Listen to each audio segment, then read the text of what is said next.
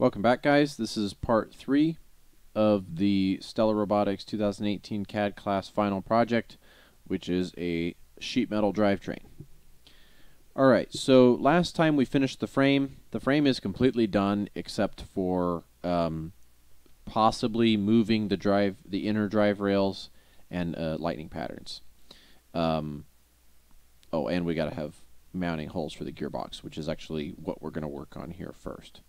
So the gearbox that we're going to design is really simple. We're trying to make this as simple as possible, just for the sake of the simplicity of the project we're working on, as well as demonstrating how simple this can be.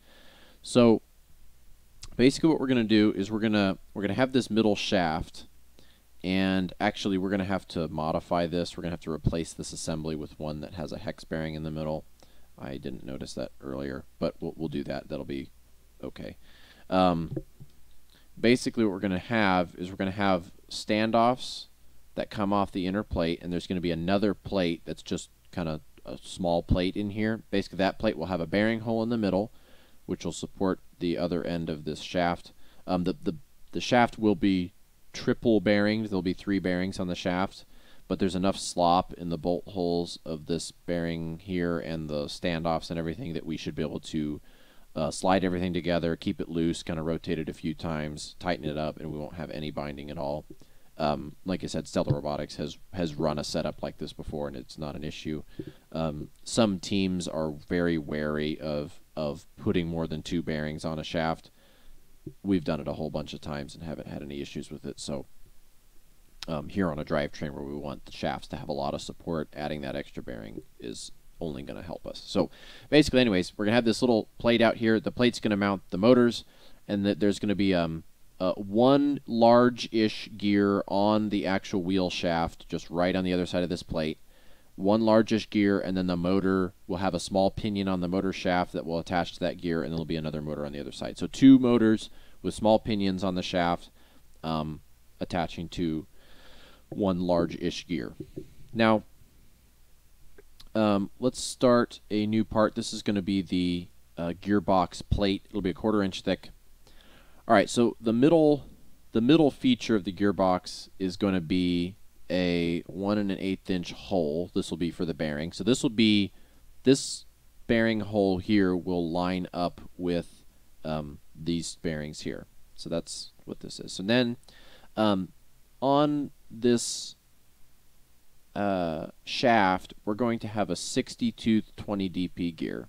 Now to figure out what the pitch diameter is, we turn on construction geometry. So it's going to be 60 teeth divided by 20 DP, and then we're actually going to add 3/1000ths to this so that we have a little extra space. This is pretty common practice and what we usually do. So add 3/1000ths to that. So it's a 3-inch pitch diameter, and then we have our extra 3/1000ths on there. The reason we're using a 60-tooth gear is because we're going to use a 12-tooth gear on the motor pinion. That gives us a 5-to-1 reduction, and essentially that gives you about 15 to 16 feet per second top speed. So it's fairly fast, but you can do it in 1 gear reduction. There are slightly larger gears that you could use. You could actually go up to a 72-tooth gear. The 72-tooth gear would be almost as large as your wheels, but it would be far enough away from the diameter of your wheels that it wouldn't cause any issues. It would just be very close to the ground. But, I mean, teams have done it before. That would be about the lowest reduction. That would be a 6-to-1 reduction. I don't know off the top of my head what speed that would be. I guess it would be like 12.5. So, anyways, this is a good speed to do. We never actually ran this reduction because we've always done shifters on Stellar, but we did a prototype of this drive reduction in an off season one time, and there's so few gears. The drivetrain is just really light. There's very little efficiency losses in the gear reduction because you only have 1 reduction, and it's just 2 meshed gears together. It's just really elegant. And in this particular case, I'm going to put in this drivetrain to A, save time, and B, show you what a really, really simple gearbox option is. So we're going to have 2 motors meshed to this, so we're going to model those gears, and then we'll get to the rest of it. So it's going to be a 12-tooth gear divided by 20 and add our 3/1000ths. We did the 3/1000ths thing in the gearbox project, and I kind of explained what that was about. So I'm just going to do it here and assume you guys know why we're doing that. If you don't, go back and watch that video and I'll explain it. Okay, so next on these, we just need to know how big the motors are. The sim motors are about 2.5. They can be a little bit bigger than this, but for planning purposes, we'll plan on 2.5, and we just need to make sure there's a gap so that they don't run into anything. Okay, so we're going to this is a gear. This represents the outside of the motor. Just that's going to help us here shortly. So this gear needs to mesh with this gear. So we're going to pick the tangent tool. We're going to mesh that to that, and then same thing on the other side. Next, we're going to connect the 2 motor center points with a construction line, and we're just going to put a horizontal constraint on that. That's basically just so that the motors can stay, you know, even across. So we could do this. We could put that so it's centered. The issue with doing that is let's measure tool with the M key. We know there's going to be a 1/16 of an inch on the bottom of this, so that's why I'm measuring from this flange to the center point is 1 1/8. Ideally we don't really want the gear. Oops, the gear. Well, here let's construction line. Actually, that's not going to be a construction line. From the center point to this is 1 1/8. So the gear is going to hang down below the drive rails. The gear is going to stick out a little bit, but there's nothing we can do to avoid that. But ideally, the motors don't. So ideally, we want the motors to be at least that high. So I think that's what we'll do. We'll plan on the motors being flush with the bottom of the drive rails. I think what we can do.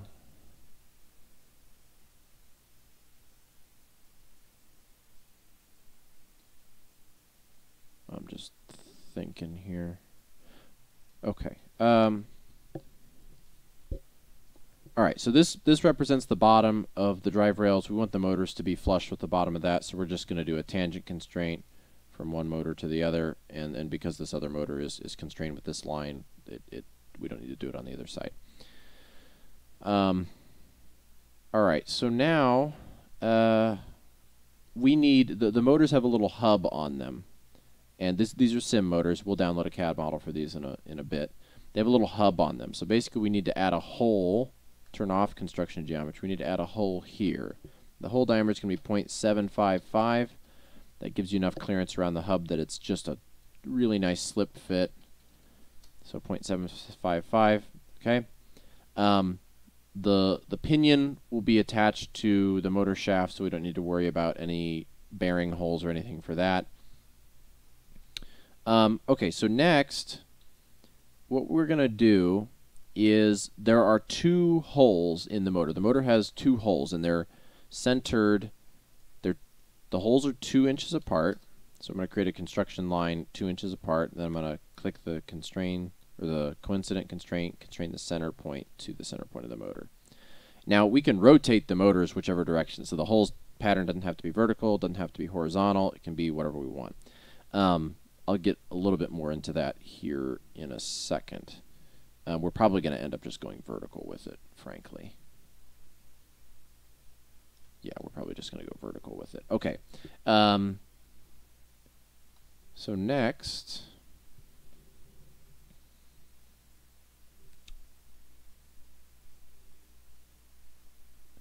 let's do the same thing over here. So a 2-inch long line, and then constrain the midpoint to the midpoint of the motor. And then basically at the end points here and here are going to be our holes. Now what we're going to do is the motor has a threaded hole in it. So what we're going to do is we're just going to put a hole here and here and here and here for that motor plate. Then we're just going to use spacers, and we're going to slide long bolts in from the inside of the drivetrain, and then we're going to slide them through the spacers, through the plate that we're modeling, and into the motor. So the motor will kind of like act almost as a nut and to hold the whole thing together. So if we want to take the gearbox off, all we have to do is stick an Allen wrench in here, turn it a few times to get it out of the motor, and then the motors will come off with the plate, and the whole thing will just kind of come apart with just 4 bolts.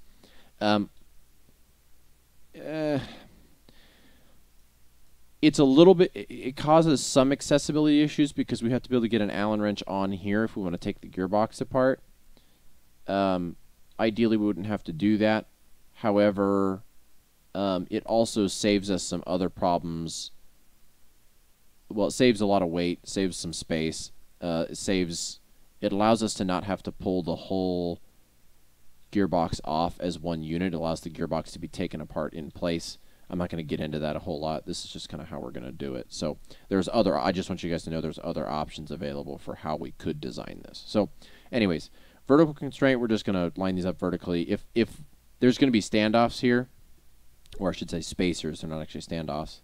If they were in any danger of running into this gear, which we're nowhere close, but if they were, we would want to we could angle the motor to make these 2 holes miss the gear. But we're not in any danger, so we're just going to do straight up verticals. All right, so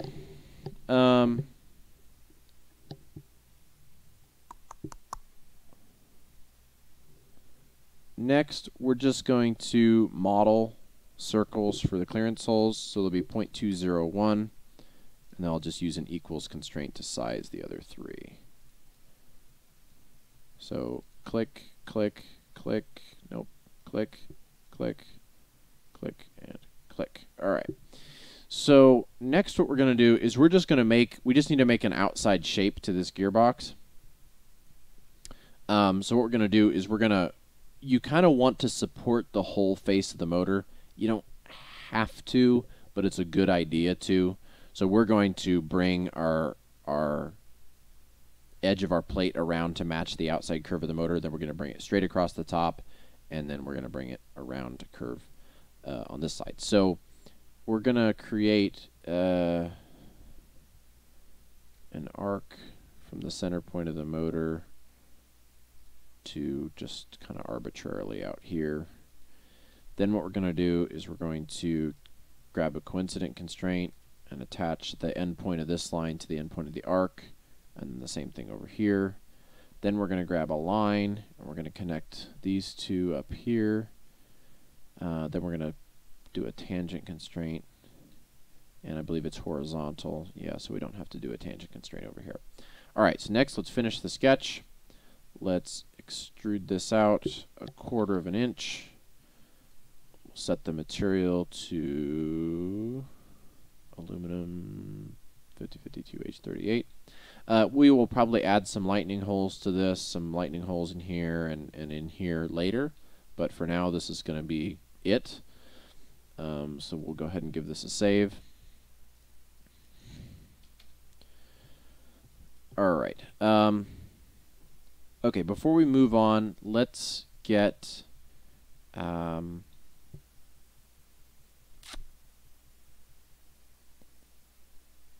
this bearing problem fixed. So let's go grab a CAD model of a hex bearing. So we want a 1/2 inch hex bearing, so let's download that.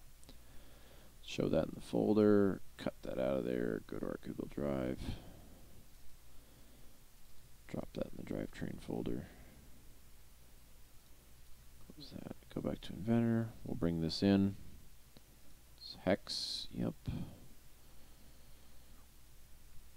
click OK, delete the extra sketch, place a work axis, set the material to steel, set the appearance to semi-polished, and we gotta override the appearance, or we gotta clear the overrides for the solid body so that this actually changes color. So go expand solid bodies, right click, go to properties, click clear all overrides, click the drop down list, scroll all the way to the top, click as part, Click OK. And then you see the color changes. So basically, if you change the color of a part and it doesn't change in your viewport, you'll have to do that process that I just did. If it's an imported part. Imported parts are the only things you got to deal with really on that. Well, actually that's not true. I take that back. Sometimes if you change some appearances in a weird way, you might have to do that. But anyways, that's a way to clear all the overrides to make the color change the way you want it to. All right, let's give that a save. Close out of that. Let's open this assembly. We're going to create a copy of this. We're going to file save as. It'll be the next number in the list, so it'll be 4. Then we're going to just delete the bearing out. We're going to place our hex bearing in and constrain with an insert. I've got to do the outer rim of the flange because I've got this like notch to deal with. Alright, so now we've got a hex bearing version of this. Now, I'm going to show you guys how to replace a component. So you can in here, I can just swap this out. And if this is a sub-assembly, it could be a part too. It works the same way, whether it's a sub-assembly or a part. If the component that you replace the other component for is similar enough, if the two components that you're switching are similar enough, your constraints won't break. But most of the time they will. In this particular case, I can tell you they're not going to. However, in most cases they will. So because all of my constraints that attach this bearing block to this plate were made to the actual yellow part of this bearing block. If I had placed any constraints to the bearing, I'd have some issues. So what I'm going to do is I'm going to replace this with the one with the hex bearing, and all of the constraints should link up correctly. So what I'm going to do is I'm going to right-click on this, I'm going to left-click on it, then right-click, then go to Component, then go to Replace, and then I got to go to my Drivetrain folder. It'll be Assembly 4. Click Open. Following errors. Okay, so one of my constraints did break, so I will show you guys how to fix that. So I'm going to select this, find it where it's highlighted in the browser, and expand. Oh, right, because I did constrain the center point. So basically, I had this work axis to the round bearing, but then I deleted the round bearing and put a different bearing in there. And Inventor is not smart enough to know how similar the two bearings are, so it just knows that this bearing is a different part than it was before, and it can't figure out which axis it's supposed to use. So basically what I have to do is this little triangle symbol appears beside the constraint that's broken, and you'll notice it's no longer lined up to the hole and it can move. So I'm going to move this out of the way. Then I'm going to right-click on this constraint and click Edit, and basically it's missing the first selection. So it still knows the hole is selected, but it's missing the other selection. So it automatically knows that when I edit a constraint that's missing a selection, that it wants me to fill in that selection. So it just comes up with that automatically. So I just click on the center line, then click OK.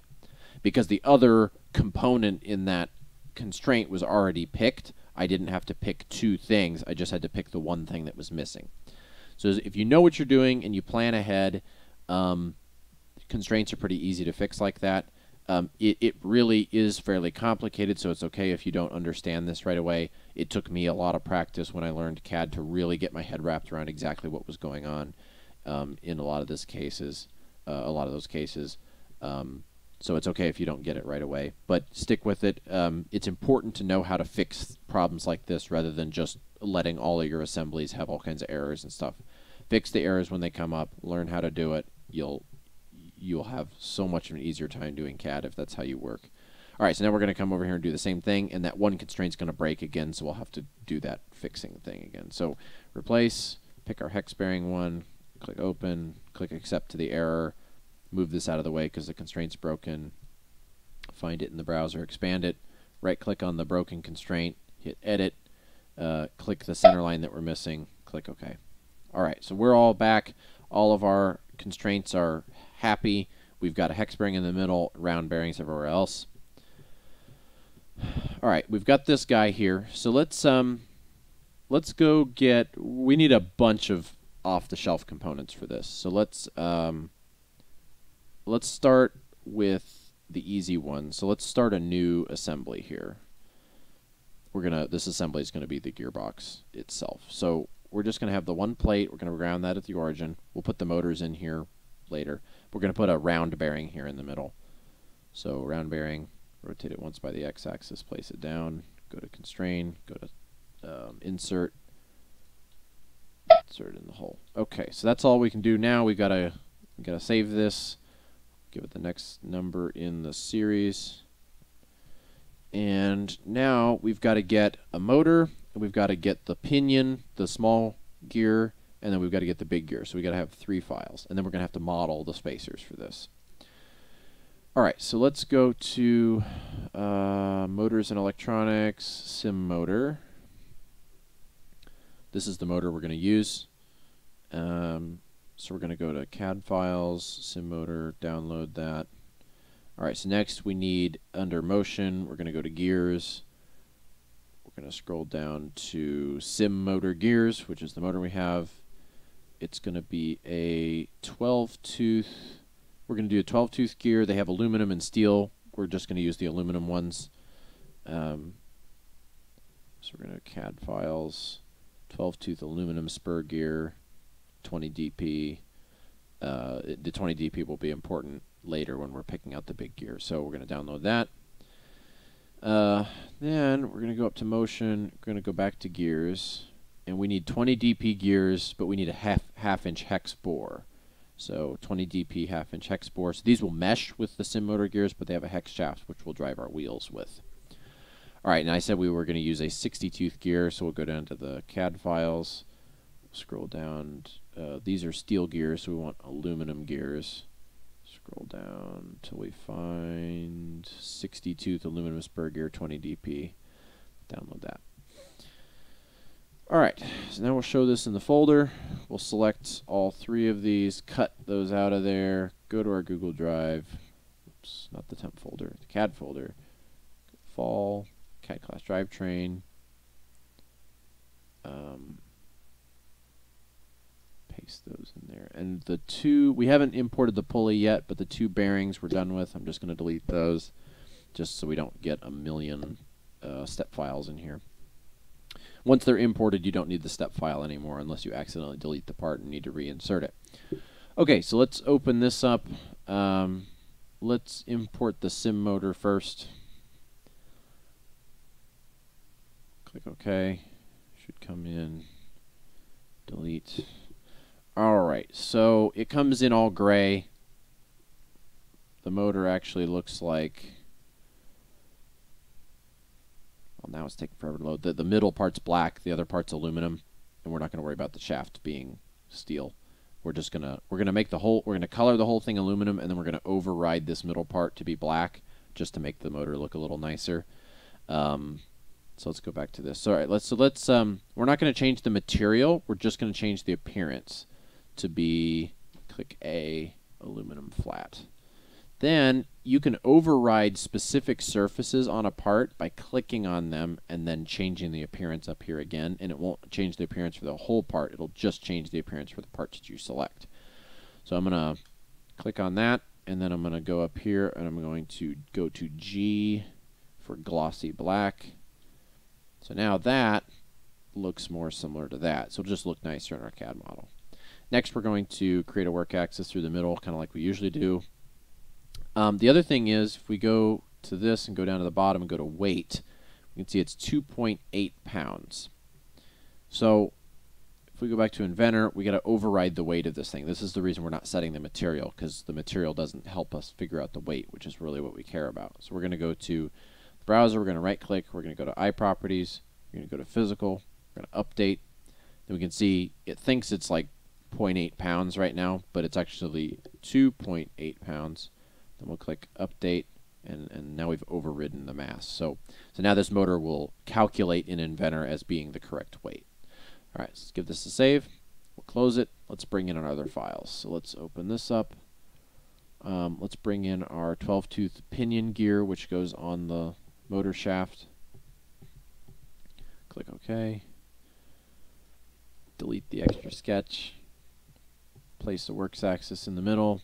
Then we're going to change the material here to aluminum 7075. Then we're going to change the material. These are covered with a special coating that's beige. Now you'll notice the color didn't change, so we've got to do our like solid bodies thing. So expand solid bodies, right click on solid one, go to properties, clear all overrides, click the drop down, go up, go to as part, click OK. Now it's beige. Good. Give that a save, close that, open, do our 60-tooth gear. I don't care, Microsoft. Okay. Open. Exact same process here. Click OK. Oh, I got the one with Versa keys. I don't want the one with Versa keys. No. Wrong file. Okay, go back to motion, gears, 20 dp, half-inch hex bore. Go down to CAD files. Aluminum, 60 teeth aluminum spur gear, and 60 teeth aluminum spur gear with Versa keys. We want this one, the one without. Alright, so I'm going to download that, show that in folder, cut that out of there, go to Google Drive, paste that in there, and let me see if I can find the other one. Yeah, this is the one with Versa keys. I'm going to just delete that out of there. Alright, go back to Inventor, actually close that. Open.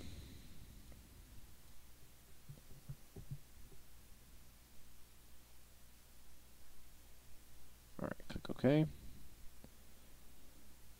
Next we'll delete the sketch. Now we've got to create a work axis. We'll have to use this little hub because there's no other really round part of the gear. Can't use the hex, and we could use the outside of the teeth, but I don't usually like to do that. Usually like to use the hub. Okay, so this is going to be also aluminum 7075. It's also going to be beige, and we have to do the solid body trick again. Not really a trick, it's just we have to clear the overrides.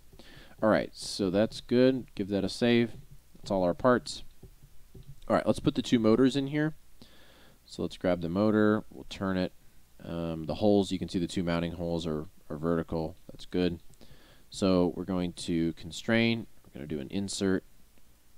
And oops, I typed something in the offset box. It's supposed to be 0. Alright. Insert that guy there. Alright, now if I can rotate the motor, but we don't want to do that, so we're kind of going to do what we did with the bearing blocks. We're just going to constrain these two holes together to line them up. So using a mate, we'll just click the motor hole and the plate hole, click undirected, and click apply. Same thing on the other side, motor hole, the hole in the plate, and click apply. Alright, so that's great. Normally so basically there's going to be standoffs on here, or I'm sorry, spacers on here, and then a long bolt that goes through the drive rail and matches up. And we're going to have to put holes in the drive rail here shortly. So next let's put a gear in here. So let's do the big gear. So let's grab that, place that in. Let's constrain, and let's line the center line up with the center line of the bearing. Click apply. Let's pull this out, go to constrain, and mate this flange to the flange of the bearing. Click apply.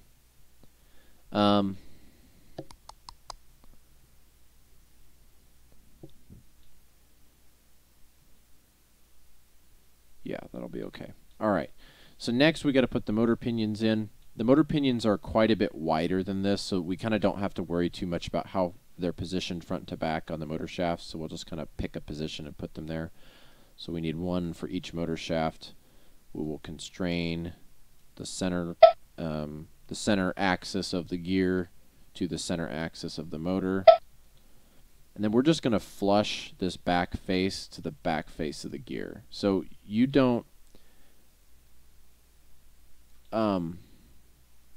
this gear can actually go inside this hole, so I'm not super worried about it being too close to the plate, because worst case scenario, it's going to rub on the motor itself, and we'll just make sure that won't happen. Like, you would just make sure that didn't happen when you put this together. There's no difference, really. There's a little bit difference, but we don't care too much about the difference between that and that. Right? There's no reason this needs to be centered. So we're just going to line them up like that. So we're going to use a constraint, switch to flush. We're going to get an angle here, pick the end of the bearing, or the end of the pinion and the end of the gear. And we're going to do the same thing on the other side, end of the pinion, end of the gear, apply. All right, so now we've got to have spacers on here. Now the only thing that we need for the spacers is basically we just need the spacers long enough that the motor shafts don't rub. Oops, we can close that. We just need the spacers long enough that the motor shafts don't rub on this inner drive rail. So let's just press the M key to bring up the measure tool, measure from the face of the gear to the end of the motor shaft. So it's like 1 and over 1 1/8. We could do 1 3/16, but we'll just do 1 1/4 to make it easy. So we're going to model, it's going to be a 3/8 inch round thing, kind of like the standoffs, except it's just going to be a clearance hole all the way through, no threads or anything. So let's do a new part. Let's create a standard part. It'll be 3/8, which is 0.375. We're going to do this, extrude 1.25. Oops, I'm going to edit that again. I want to put this, click this little mid thing, the symmetric. That's what I usually do for longer, thin parts. All right, so next to sketch, point. Then I'm just going to press the H key to bring up the whole dialog. It'll be a clearance hole for a number 10 fastener that's going to go through all. So click OK. All right, next work axis, just in case. And then this is going to be aluminum 6061 T6. I believe it's gold formed.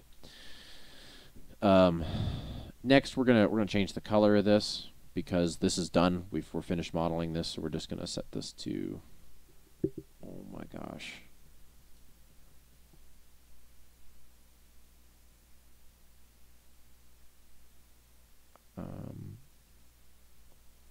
I'm not going to mess with that right now. Okay.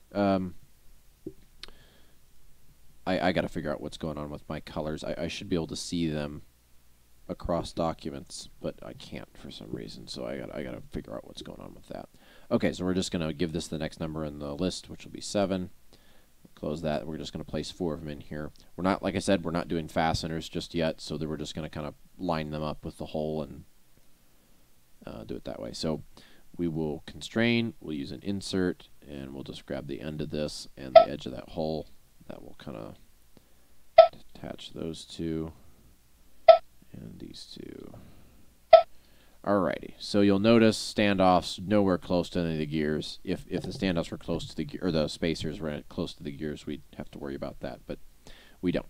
Alright, so next we need to know where this hole pattern is in relation to the center hole so that we can locate 4 holes to line up with this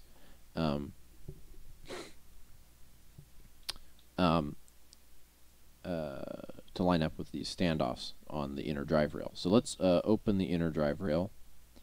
So basically the holes are going to be here, and they're going to kind of line up with this in the same orientation. Now this is a rectangular hole pattern, which is nice and easy. However, it is not centered.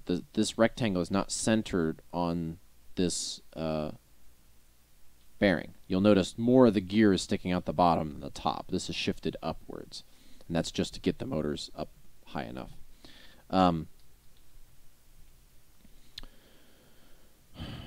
Okay, so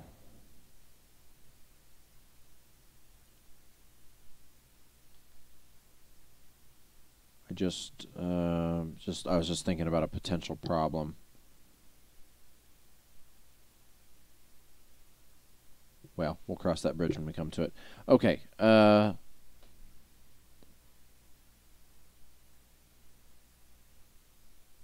Yeah. Okay. No, actually, I'm going to do it now. Okay, so let's look at our drivetrain here. So we're going to have a belly pan that's across the bottom here. And the belly pan is going to be like on the bottom. The top of the belly pan is going to be even with the bottom of this because they're going to be attached to each other. And basically, we have this set up so the bottom of this plate and these motors are even with the bottom of this as well. So basically, this is going to be touching the belly pan. Now, that's not really a problem, except that I know for a fact that the motors are just slightly bigger than 2.5 inches, like I measured before. They're about 2.5 inches, but they're actually slightly bigger than that. So the motors will actually be interfering with the belly pan. So actually, we want to get these up a little bit higher. So we're going to open our plate, and we're actually going to modify the plate a little bit. So we're going to edit the sketch. And so this 1 1/8 gets us right up against the belly pan. But let's bump this up another 1/8. So it's 1.25. I'm sorry. Bump it up. So it's 1. Take off an 1/8. Sorry. So that will move that up. Nothing's really changed. Other than basically that hole moves down, but that doesn't affect anything in terms of structural integrity. If we moved it too far, it'd be an issue. So we go in here and we've got to update it. Motors move up. So that'll give a gap. That'll give an 1/8 inch gap between the motors and the belly pan. You can notch the belly pan out, but I mean I'd rather not if I don't have to. And in this particular case, we don't have to. We will have to put a small hole for this gear to stick through, but that's to be expected. So we're not going to model this shaft in here just yet. That will come later, but we're going to go ahead and get these mounting holes in the drive rail and get the gearbox in the assembly. This gearbox, we don't need to make a mirrored version of this gearbox because the gearbox is symmetrical for both sides of the drivetrain. That's not always the case, but in this particular case it is. Okay, so let's grab the measure tool and let's measure the distance between these two. So it's 3.571. I'm going to bring up Notepad here. 3.571. Okay, we know these two are lined up. Whoops. We know these two are lined up vertically. We know they're vertically, and we know they're 2 inches apart because that's the hole spacing for the motor. We know the bottom. Oops. We know the bottom is also 3.571 because we lined up the motors vertically. If the motors were at an angle and these holes weren't the same, we'd have to take more measurements. But we know that these are actually a rectangular hole pattern, and we do know it's centered left to right, but we know it's not centered up and down. So let's just measure the distance from here to here, and then what we care about is the delta y. So if we go to, oh, it's not going to give us the delta y. I have to pick a center point. Right. So I got to pick this and the axis.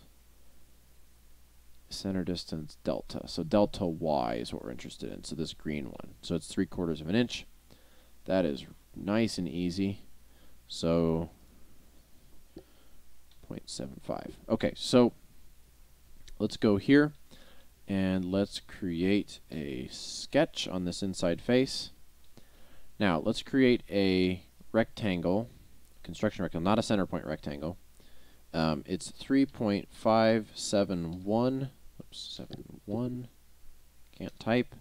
And the other dimension is going to be 2 inches. I just press tab to switch between the two.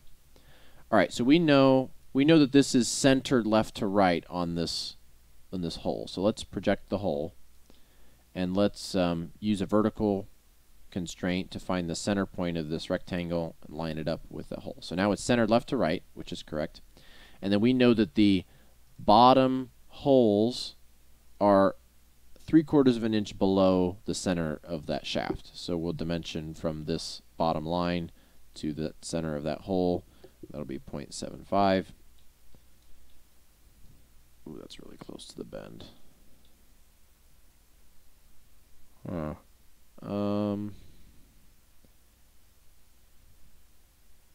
That's a problem. How far is that actually? 42. Oof. It's really close. Okay. I think we're going to have to move the motors up again. actually, no, that's not what we're going to do. Okay, so we actually do need to angle the motors a bit, I think. So let's edit this sketch. Let's delete these vertical constraints here. This is going to complicate things quite a bit, but it'll be okay. All right, so we need to know where the edge of this gear is. So let's draw another circle. This is a 60-tooth gear. We know that the equation for the pitch diameter, or for the outside diameter of the gear, is the number of teeth of the gear plus 2, so 62, divided by the diametral pitch, which is 20. Okay, so this represents the outside of the gear. We also want to make sure that this standoff does not run into the gear, so we know the standoff, or the spacer, is 3/8. So we're just going to rotate this a bunch. Gosh, that's not going to get us very much, is it? Delta Y. Yeah, that gets us nothing. I'm not doing that. I'm just undoing all this. Okay, let's edit the sketch again. All right. Sorry for the kind of scattered method here. I haven't finished this drivetrain before, so this is actually, like, what I'm recording is the first time I've designed this, so I'm kind of doing some trial and error here. Let's try bumping this up another 3/16. I'm really worried about this bearing being too close to the bottom, but I think that's okay. Yeah, we'll be fine. So finish that. It's starting to look kind of weird, but it's not hurting anything. I mean, it's still, the design is perfectly sound. All right. We're getting kind of close in the standoff, but we've got plenty of room, so you'd want to be worried about that if it was getting too close, but it's not. So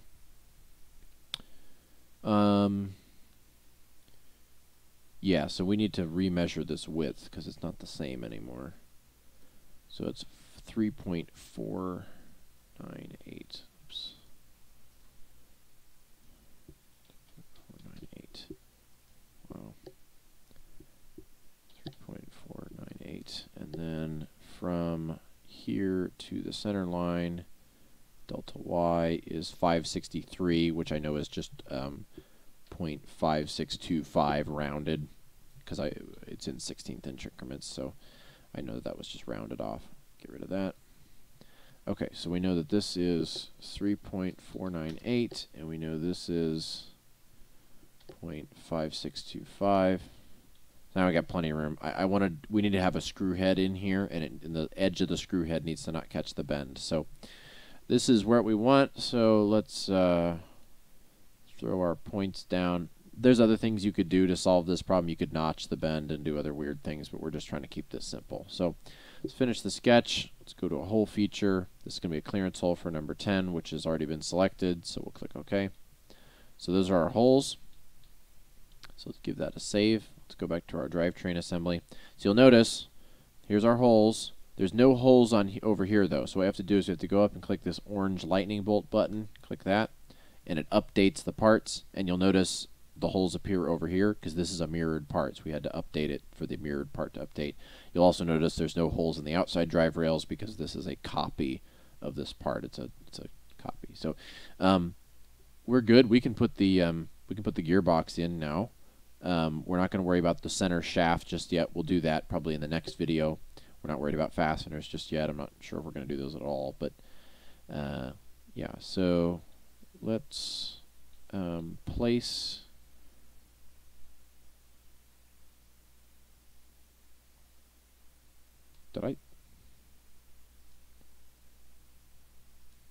Where's this saved? Oh, it's over. Oh, it's okay. The image just hadn't updated. Okay, that was weird. All right, so assembly 5. Place that there. We'll flip one around and place it on the other side.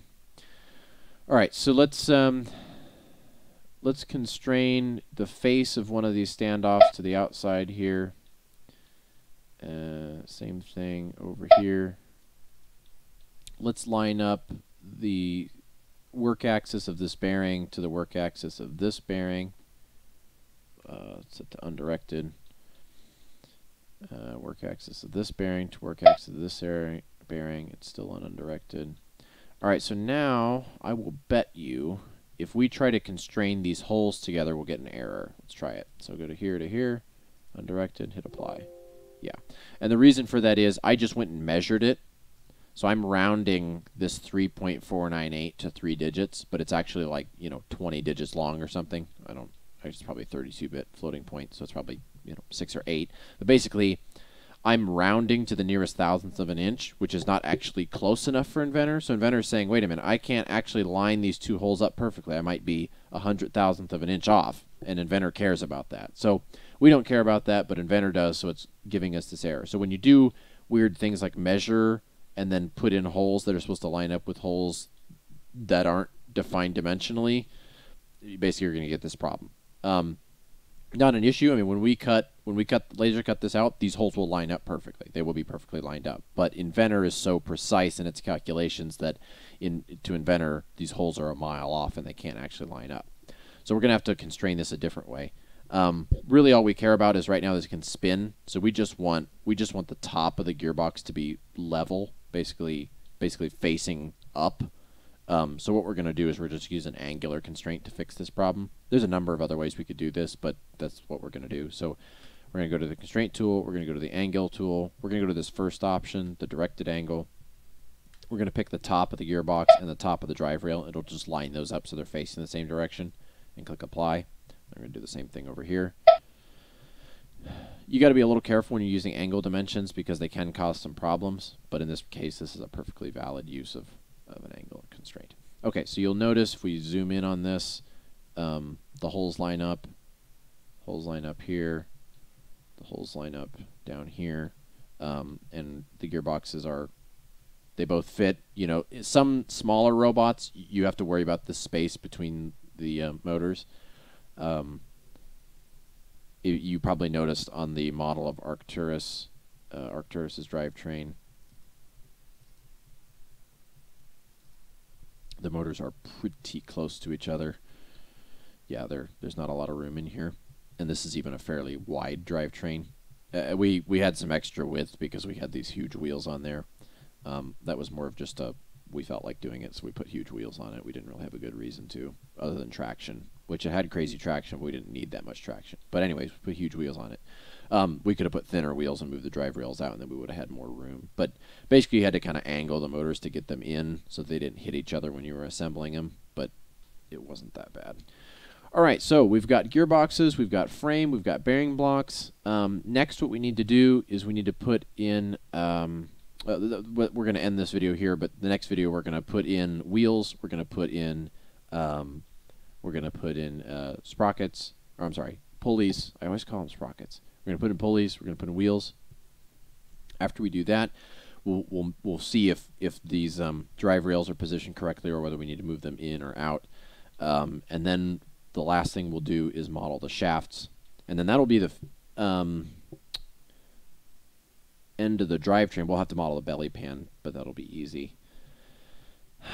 Once we do that, the only other thing will be fasteners, which I probably am not going to do soon. I'm probably going to kind of end these videos, get them uploading so you guys can start working on this and do the fasteners either never or in a later video. Okay, thank you for watching. Tune in next time.